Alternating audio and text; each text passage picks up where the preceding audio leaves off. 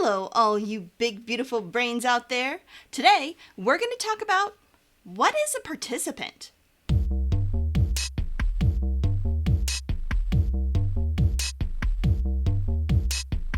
Before we get started, take a minute to subscribe to Psy vs. Psy. Help out your friendly neighborhood psychologist while I tell you what exactly is a participant. Now, there are all different kinds of ways to be a part of scientific research. One of the most direct ways is to be a participant.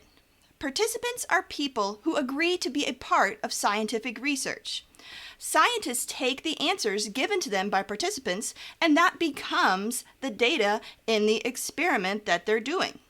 Participants are absolutely critical to good science, and there are a few key things a participant must do and some responsibilities scientists have for their participants. One of those responsibilities is honesty, and that's on the part of both the researcher and the participant. If a participant isn't honest, then the information that they're giving could seriously skew the results of the study.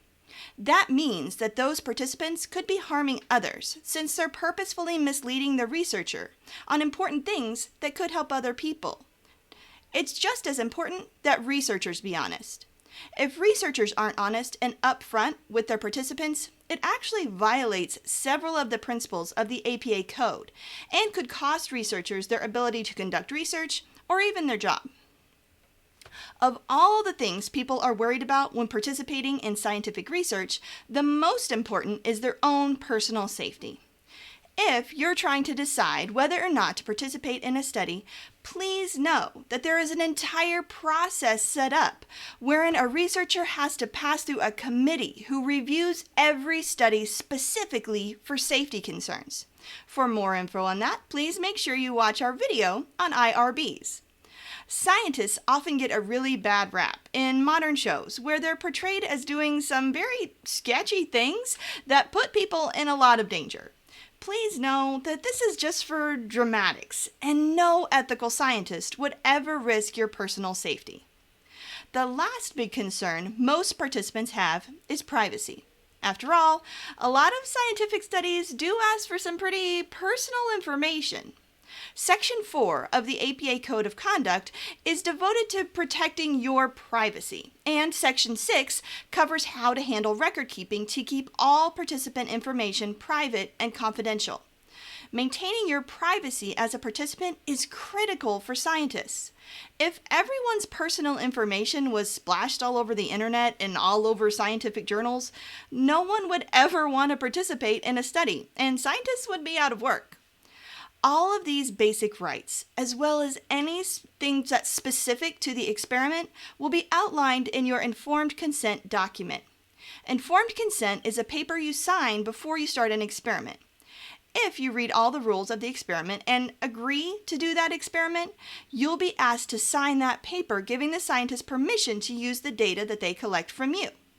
If you don't agree with one of the things on the informed consent document, that's okay too.